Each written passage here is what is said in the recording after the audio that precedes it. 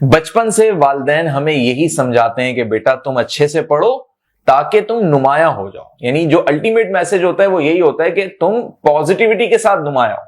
हम बड़े हो जाते हैं, कंपटीशन भी जब हम करते हैं तो सिर्फ इसी बेस पे करते हैं कि भाई हम नुमाया रहें, हम मुमताज रहें, हम प्रोमिनेंट रहें, लोग हमें जाने। किसी महफिल में जाते हैं तो हम चाहते हैं हमें वैल्यू भी मिले। अब सवाल ये पैदा होता है कि कब तक हम ये सब करते रहेंगे।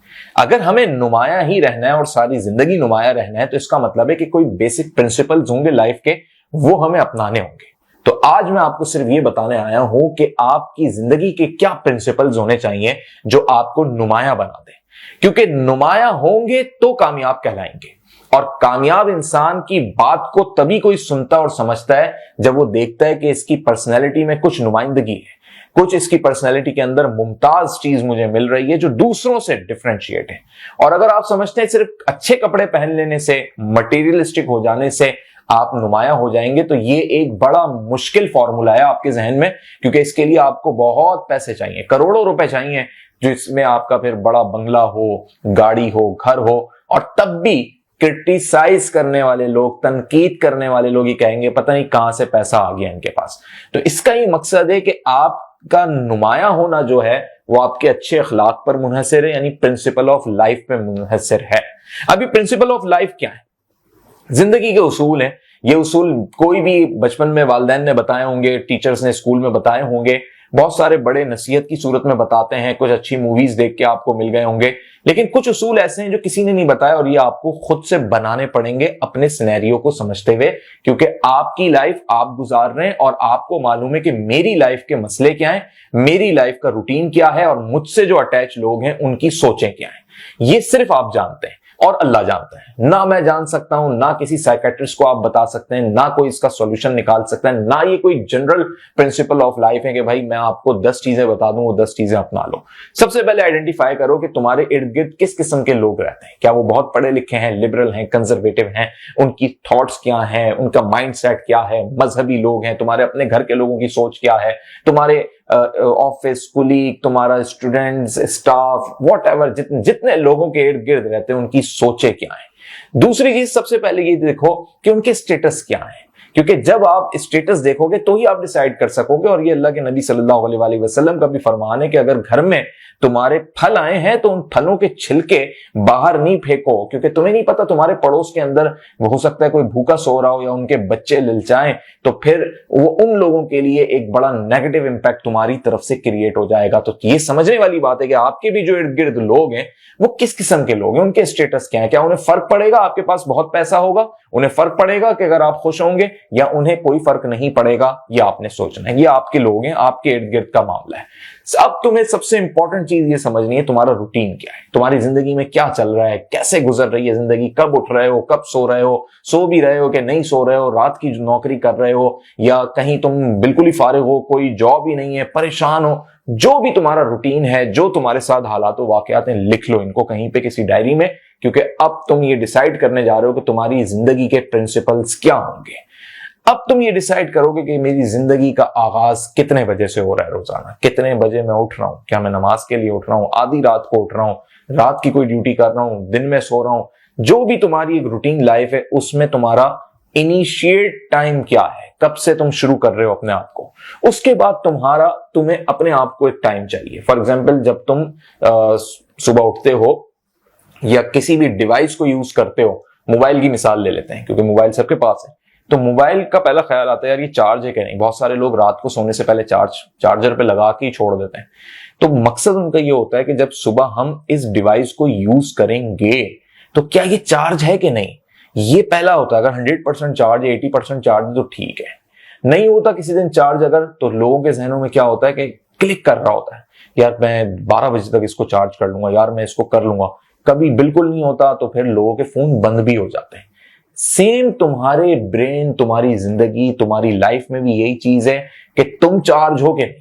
यानी जब तुम सुबह उठे हो तो सबसे पहले अपने आप को चार्ज करोगे, अपने आप को तैयार करोगे। जब भी कहते हैं ना आप सुबह उठो तो भाई नाश्ता करो, तो आप तैयार हो, फ्रेश वे में आप अपने जो है ना, मतलब आप नहाओ धो, अपने आप का शेव करो, बहुत अच्छे से तैयार हो। और जब आप अच्छे से तैयार होते हो तो आपको अच्छा फील होना शुरू हो जाता है, यानी आपने अपने आप को चार्ज कर लिया होता है।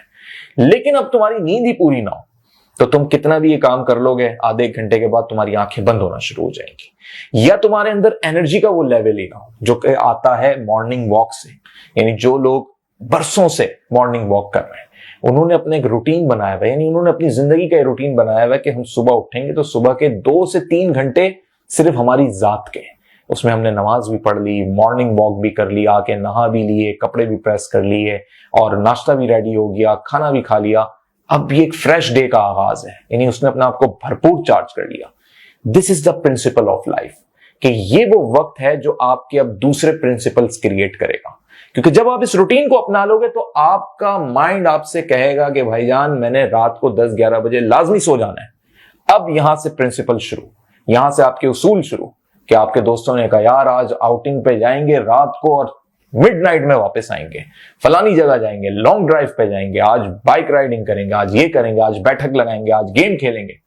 تو آپ کا مائنڈ، آپ کی باڈی آپ سے بولے گی کہ نو، تمہیں تو صبح اٹھنا ہے، تمہارے تو پرنسپلز ہیں زندگی کے. تو آپ اپنے اصول بتانا شروع کرو گے بڑے پیار محبت سے کہ یار پلیز مائنڈ نہیں کرنا، لیکن یار میرا روٹین ایسا ہے، میری آفس کی کمٹمنٹس ہیں، میری یہ چیزیں ہیں، میری اسٹڈی چل رہی ہے، میرے پروجیکٹس چل رہے ہیں، میں کسی چیز پہ کام کر رہا ہوں، تو یار ہم ملیں گے، ایوننگ میں مل لیں گے، کسی دن ہم سنڈے کو مل لیں گے، لنچ میں مل لیں گے، بٹ آفٹر 10 یار آئی ایم ناٹ اویلیبل.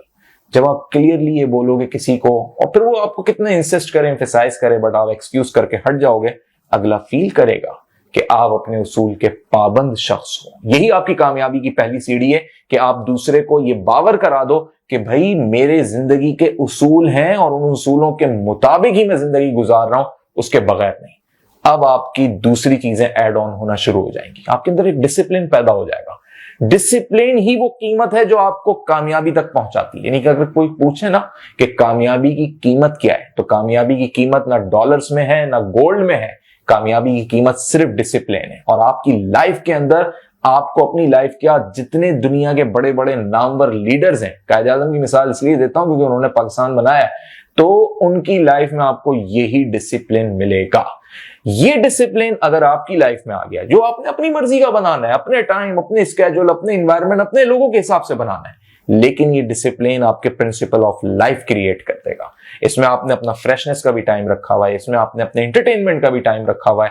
یہ آپ کے پرنسپل آف لائف ہیں جو اب آپ کی کریکٹر بلڈنگ کی طرف آپ کو لے آئیں گے. تو کوئی آپ سے کہے گا یار میرے خاطر نا جھوٹ بول کے بیچ دو، آدھا % پروفٹ تمہارا، تو انٹرنلی آپ کہو گے نہیں، یہ کام ہی نہیں ہوگا مجھ سے، میں جھوٹ بول کے چیز نہیں بیچ سکتا، صرف آدھے میں کہ 50% پروفٹ اس میں میرا ہو جائے گا. میں سچ بول کے اس چیز کو بیچ دوں گا چاہے مجھے اس میں پروفٹ نہ ملے، اور وہ سچ بولنے پہ بکے نہیں بکے دیٹس یور پروڈکٹ، بٹ میں جھوٹ نہیں بول سکتا. لیکن اگر میں نے جھوٹ بول کے بیچ دیا اور مجھے یہ پروفٹ مل گیا، تو اس کا مطلب ہے کہ میں نے اپنے اندر سیلف کمٹمنٹس توڑ دی، میری کریکٹر بلڈنگ کا پروسیس رک گیا. اور اب نتیجہ کیا نکلے گا؟ اس کا نتیجہ یہ نکلے گا کہ اب میرے پرنسپل افیکٹ ہونا شروع ہو جائیں گے. اب جو میں نے اپنے لیے ٹائم باؤنڈریز اور اپنی چیزیں اصول طے کیے ہوئے تھے، اب میں خود کراس کرنا شروع کر دوں گا. چلو یار آج خیر ہو گئی، آج بہت پیسہ آ گیا ہے تو آج اڑا دیتے ہیں اس پیسے کو، آج بڑی نائٹ پارٹی کرتے ہیں، آج یہ کرتے ہیں، آج وہ کرتے ہیں. تو یہاں سے آپ کا برا وقت شروع. تو اچھے وقت کو قائم رکھنا، اچھا وقت آنا مشکل نہیں ہوتا، اچھا وقت آ جاتا ہے. آپ جب پرنسپل آف لائف کی طرف آئیں گے آپ کا وقت اچھا ہونا لگے گا، آپ اپنے آپ پر توجہ دیں گے، آپ صرف نماز پڑھنا شروع کر دیں، وقت آپ کو فیل اچھا ہوگا. بٹ اس کو مینٹین رکھنا سب سے مشکل کام ہے، کیونکہ جیسے ہی آپ اچھائی کی طرف آتے ہیں تو برائی آپ سے بھاگتی ہوئی کنیکٹ ہوتی ہے، اور وہ آپ سے کہتی ہے کہ یہ کر لو، یہ کر لو، یہ کر لو، یہ اپرچونٹیز ہیں.